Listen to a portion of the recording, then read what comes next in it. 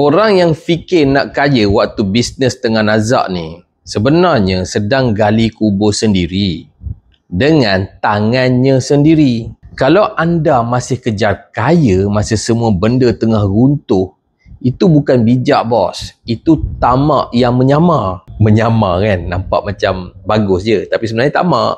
Ramai usahawan yang jatuh bukan sebab tak pandai, tapi sebab terlalu gilakan nak kaya dalam masa yang salah. Oh, aku kena cari 100k bulan ni. Aku kena capai 1 juta tahun ni. Aku nak kena buka 3 cawangan terus. Tapi realitinya, stok tak gerak, staff tak perform, cash flow berdarah, sistem pun tak ada. Anda sebenarnya bukan nak jadi kaya.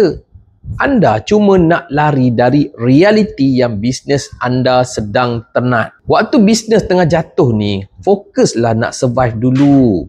Jual produk yang paling laju, bukan yang paling mahal. Hentikan kos yang tak bagi hasil. Jangan buang duit pada benda-benda yang membazir.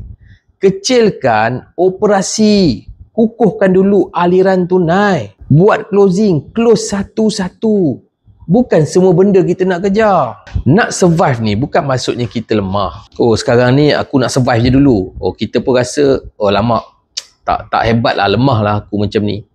Tak, sebenarnya nak survive ni pun dia adalah satu seni. Orang-orang handal je ada seni ni. Orang yang survive 3 tahun waktu bisnes tengah gila ni, akhirnya diorang ni jugalah yang akan kaya dengan lebih stabil. Bos sekalian, kalau anda tengah rasa lemas, anda tak perlukan 1 juta sekarang. Yang anda perlukan adalah oksigen. Oksigen tu apa?